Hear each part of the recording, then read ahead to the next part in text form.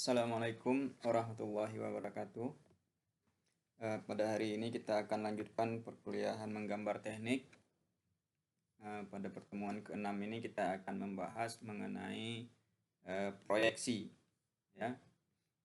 Di dalam gambar teknik terkenal dengan istilah ortografi proyeksi. Di kuliah awal sudah saya di beberapa slide sudah saya singgung bahwa mengenai proyeksi ini, tapi pada pertemuan ini kita akan membahasnya lebih dalam. Apa itu proyeksi? Proyeksi pada dasarnya adalah representasi dari gambar 3 dimensi menjadi 2 dimensi untuk lebih mudah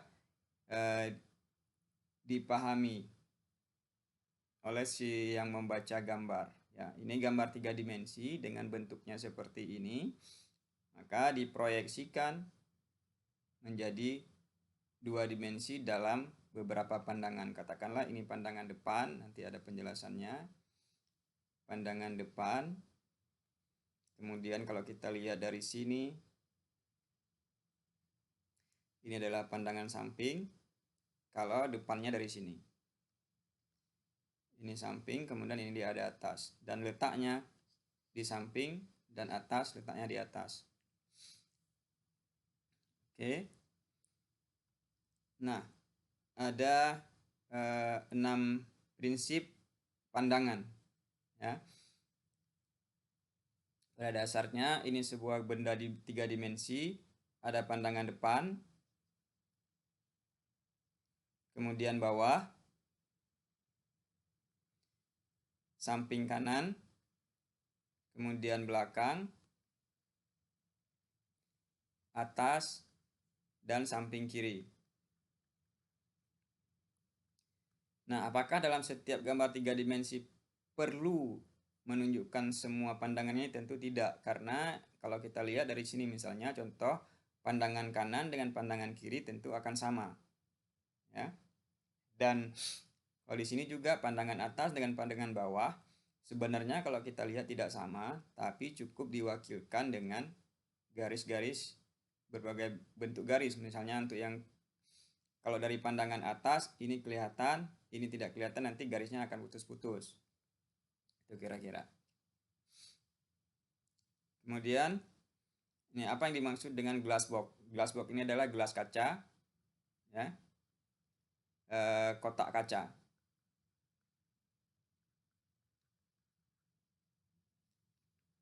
Ini merupakan salah satu cara untuk mengetahui atau memahami penyusunan pandangan yang standar. Ya.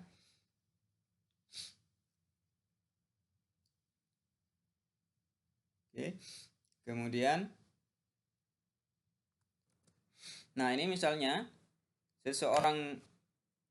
suatu benda diletakkan di dalam sebuah kotak kaca, jadi orang akan melihat dari berbagai sisi kaca tersebut seperti yang pada slide sebelumnya ada 6 sisi yang bisa dilihat. Itulah pandangan dari setiap sisinya. Oke. Cara metode untuk kotak kaca ini, yang pertama, benda kerja diletakkan di dalam.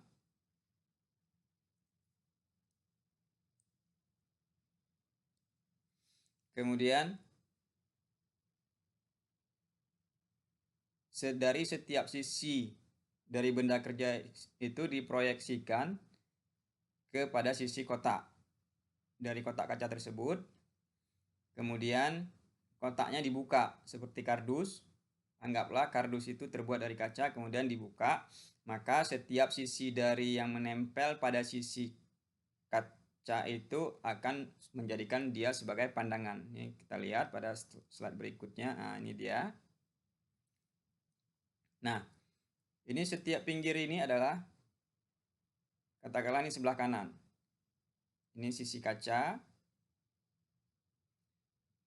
sisi kotak kaca. Nah, pada sisi kanan ini, dari benda ini akan terlihat bentuknya seperti ini. Ya, garis ini adalah representasi dari garis ini representasi dari garis ini representasi dari garis ini. Yang terlihat pada setiap sisi itu berupa garis ya. Kemudian garis ini adalah merupakan dari garis ini. Nah, kenapa di sini ada garis putus-putus? Kalau kita lihat di sini kan tidak ada kelihatan garis. Nah, ternyata untuk menandakan bahwa di dalam itu ada garis ini. Nah, tapi dia beradanya bukan di pinggir ini, tapi dia di bagian dalam. Makanya dia dibuat garis putus-putus. Dan ini garis putus-putus. Dan dikasih tanda dengan garis sentral untuk menunjukkan bahwa ini lingkaran. Oke, begitu juga dengan pandangan depannya.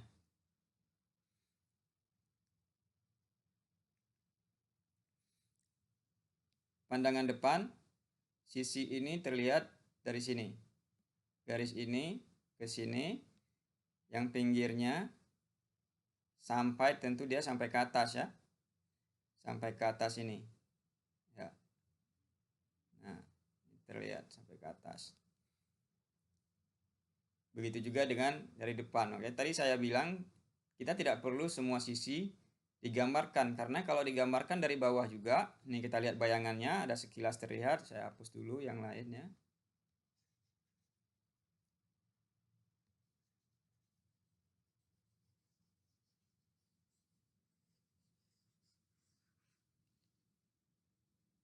Oke, kalau kita lihat ini garis bayangan ini sekilas terlihat sama bentuknya seperti ini. Jadi tidak perlu digambarkan lagi dengan pandangan bawah karena bentuknya sama.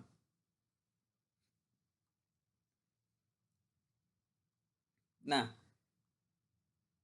sebagaimana cara menggunakannya tadi? Yang pertama, sesudah proyeksi gambarnya ditempelkan ke sisi gambar, ke sisi kotak kaca, kemudian kotaknya dibuka. Ketika dibuka, maka dia akan menjadi sebagai pandangan-pandangan.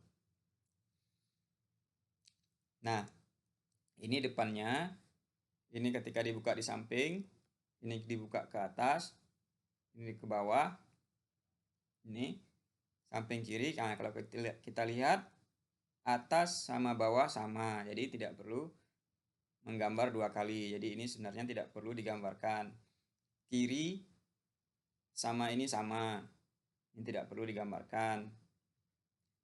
Satu ya, ini satu, yang kiri tidak perlu. Kalau misalnya dia gambarnya sama, jadi yang diambil adalah kanan, yang kiri tidak perlu. Kemudian kalau depan dengan belakang, ini kan sama. Malah di bagian depan lebih jelas terlihat semua garisnya, sementara di belakang ada garis putus-putus. Jadi gambar belakang tidak perlu ditampilkan. Ini tidak perlu, yang ini yang perlu. Nah, dalam hal ini kira-kira seperti itu.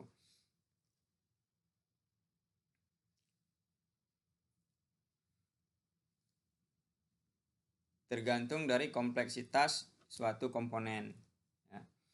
Nah, peletakannya, nah di tugas yang kedua, ada banyak yang salah pengertian, meletakkan, menyesuaikan dengan kondisi di kertas. Sebenarnya saya hanya sengaja tidak instruksinya seperti itu untuk melihat bagaimana menanggapi dari materi kuliah sebelumnya. Jadi peletakannya ininya harus sejajar. Kalau untuk pandangan pertama, pandangan kanan, begitu juga dengan ini harus sejajar. Begitu juga dengan ke atas, pandangan atas, ini harus selalu sejajar. Nah, jadi tidak boleh seperti yang banyak menggambar karena menyesuaikan dengan tempat ukuran kertas, jadi digambarkan seperti ini. Nah, ini tidak sejajar tingginya, itu tidak boleh. Oke.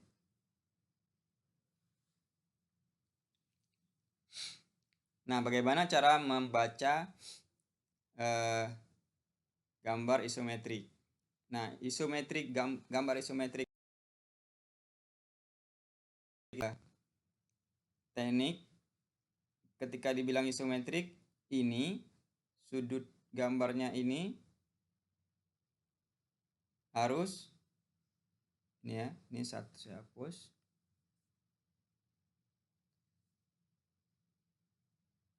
Ini harus 30 derajat.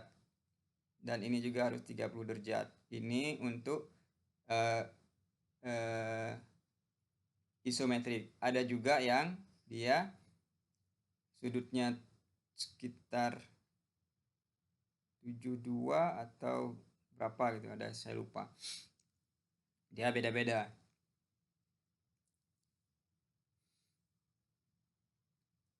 Oke, bagaimana membaca gambar isometrik ini? Nah, ini dikasih tahu titik poinnya A. Jadi, kita tahu pandangannya yang pertama ini, ya, ini semua garis-garis yang kelihatan ini akan menjadi pandangan. Berarti kalau ini dikasih tahu A, kemungkinan ini adalah pandangan depan. Ini samping, atas, dan sepertinya kalau bentuk seperti ini tidak cukup dengan 3 pandangan saja. Nah, ini contoh. Kalau misalnya kita anggap ini depan, berarti pandangan depannya akan berbentuk kira-kira seperti ini. Nah, kita buat realnya aja. Ini rollnya ada roll tapi nggak bisa diputar. Nggak tahu, saya nggak bisa diputar.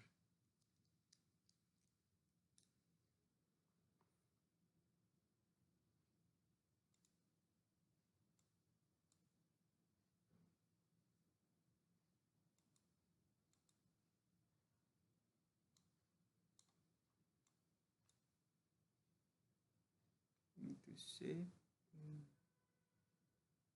select object or tag.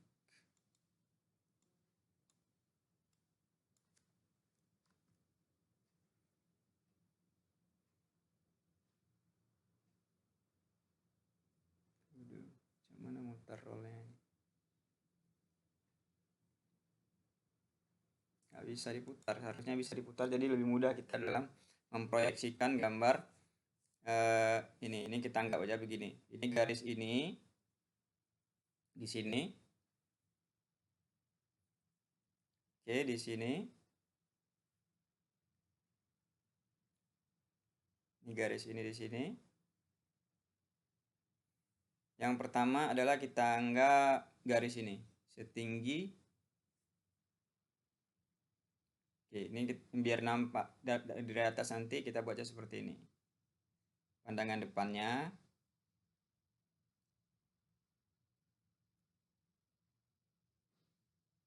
Ya, kira-kira seperti ini.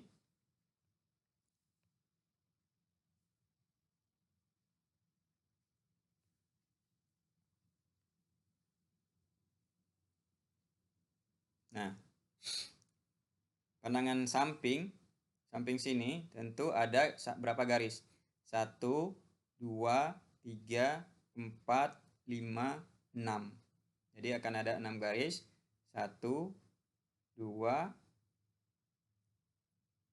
Karena garis ini dengan ini sejajar, jadi satu garis di sini, kemudian satu garis di sini, kemudian satu garis di atas. Jadi gambar sampingnya kira-kira seperti ini. Di samping kanan.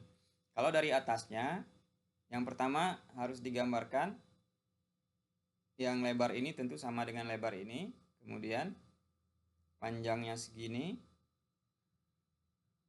tinggal garis yang ini. 1, 2. Nah, ini pandangan dari atas. Kemudian ini contoh yang lain. Nah, ini dikasih tahu jelas depannya ini, sampingnya ini. Bagaimana cara menggambar depannya?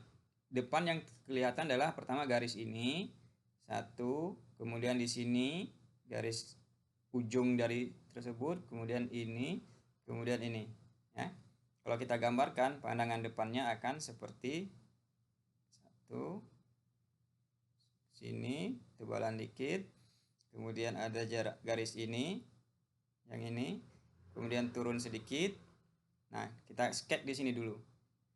Ini depan, ini ini ke samping turun, kemudian ini yang kelihatan dari depan. Nah, turun sedikit, kemudian miring. Nah, di sini juga ada garis putus-putus. Maka di sini ada garis putus-putus, ada untuk lubang. Nah, tapi di sini kita perlu membuat garis sumbu.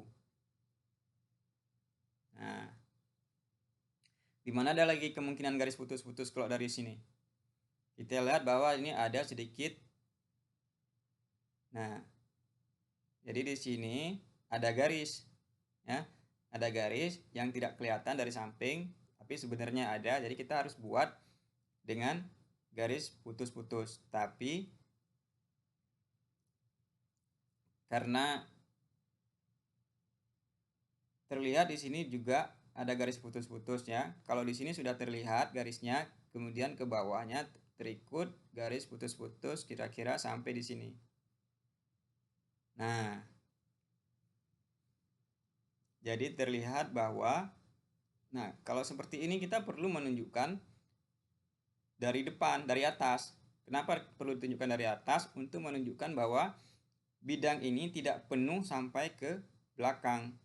Ke belakang ini. Jadi dia setengah. Jadi dari depan perlu ditunjuk, dari atas perlu ditunjukkan. Pertama, kita gambar penuh. Ya. Kalau dari atas itu yang kita gambarkan adalah garis ini semua sepanjang ini. Kemudian garis ini sampai di sini, sampai keliling sini, ya. Jadi kita gambar aja dulu seperti ini, penuh. Nah, kemudian mana lagi yang nampak garis ini? Ini sampai ke sini. Mana lagi? Ini garisnya. Ini saya hapus dulu untuk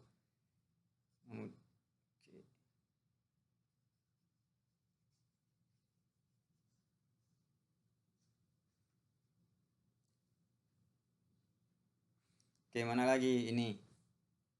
Ya, ini kotak ini nampak dari atas. Kita gambarkan. Oke. Sekarang mana lagi yang ini? Kelihatan dia sampai di sini. Nah, ini kemungkinan ini sama ya, kalau kita dari kotaknya ini sama, berarti dia sampai di sini. Kiri kanan. Nah, kemudian di sini ada garis tengahnya. Ini kan kelihatan dari atas garis ini. Nah, yang mana lagi selanjutnya? Lubangnya. Nah, yang ini ternyata dia bentuknya tidak, kalau kita lihat bukan seperti ini, tapi dia mengikuti dari diameter lubang. Nah, jadi ini yang tidak hapus. Nah, ini kita buat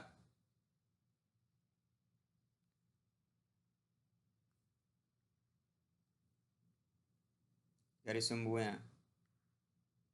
Aduh.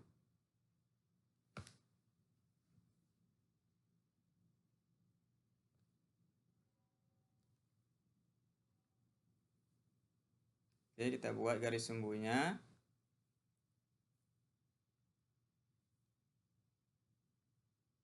Woi.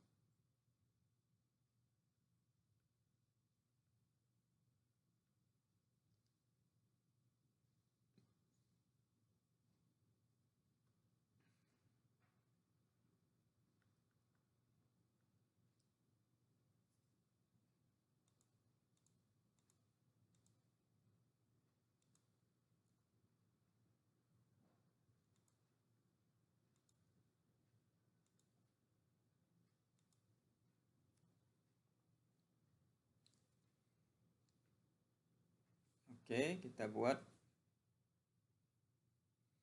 garis sumbu.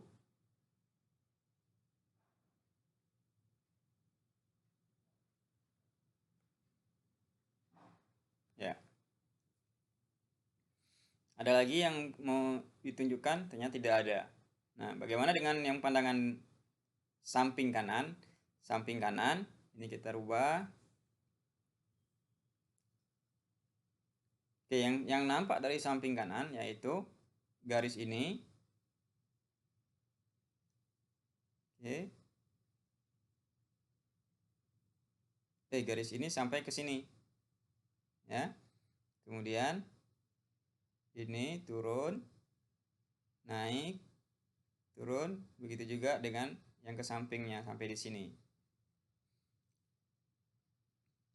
Dari sini dan garis lingkaran ini akan kelihatan dari depan dan ini juga kelihatan. Nah, dan garis ini. Nah, sekarang kita gambarkan dari depannya. Pertama, samping. Kemudian ini turun, naik. Ini dari samping kanan ya. Nah, ini bawahnya sudah pasti rata. Nah, atasnya. Kemudian di sini ada garis putus-putus untuk lubang. Kemudian kita gambarkan garis sumbunya. Kemudian yang samping ini garis ini. Nah. Oke, ini di sini letaknya, ini sampai ke bawah. Nah. Kalau ada dimensi, kita akan lebih mudah dalam membuat proyeksi sesuai dengan dimensinya. Jadi, itu cara mengambil proyeksinya. Nah, ini sebelumnya sudah saya jelaskan, ini adalah jumlah proyeksi yang dibutuhkan, jumlah pandangan yang dibutuhkan. Kalau dia membutuhkan 6, ya 6 harus ditunjukkan, karena kalau pada pandangan yang lain tidak mewakili dari gambar tersebut. Kalau dia hanya perlu 3 pandangan sudah mewakili dari itu sudah cukup. Oke. Ini sama.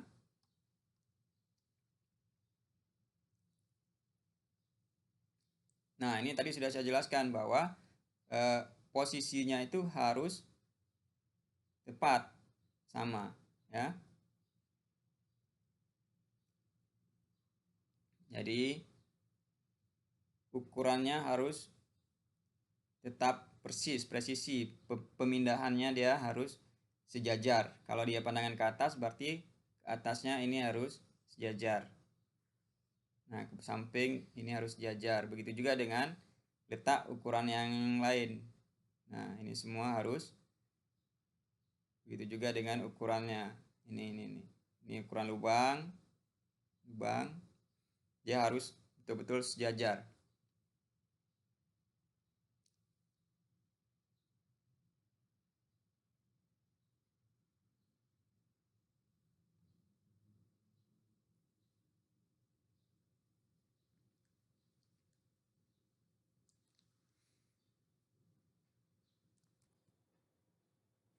Oke. Jadi kalau kita lihat ini sebenarnya nggak ada ya. Garis ini nggak ada. Ini benda 3 dimensinya. Bidang X ini pada permukaan depan dia kelihatan penuh seperti ini bidang X. Tapi pada atasnya dia hanya berupa garis ini. Bidang X itu adalah di sini. Nah, hanya berbentuk garis. Begitu juga dari bentuk sampingnya. Nah, ini kita lihat bagaimana dia memproyeksikannya. Ini adalah misalnya saya buat A, ini adalah bidang A, kemudian ini adalah B, ini adalah bidang B, kemudian ini C, ini bidang C. Nah, ini X, ini D, ini masih X, di sini masih X, ini D, ini E, ini bidang ini E. Nah, sementara dari atas ini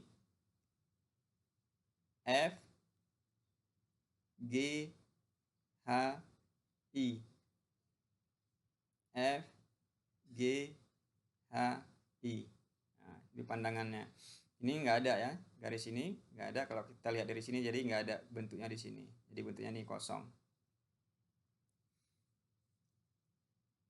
Ini pandangan atasnya ini nggak ada.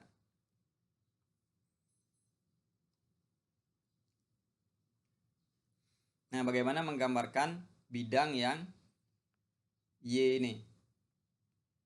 Dia bentuknya miring, ada kemiringan.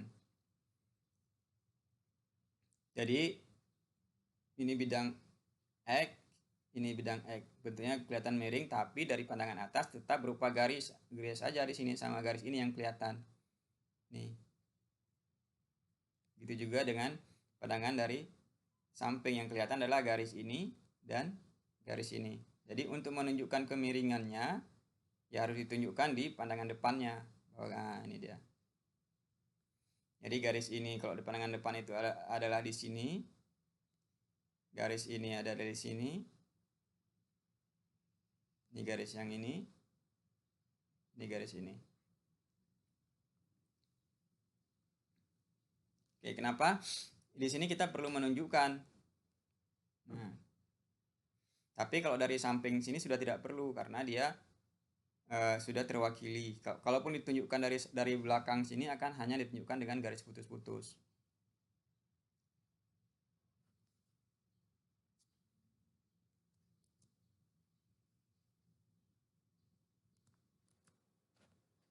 Nah, bagaimana dengan oblik, bidang oblik?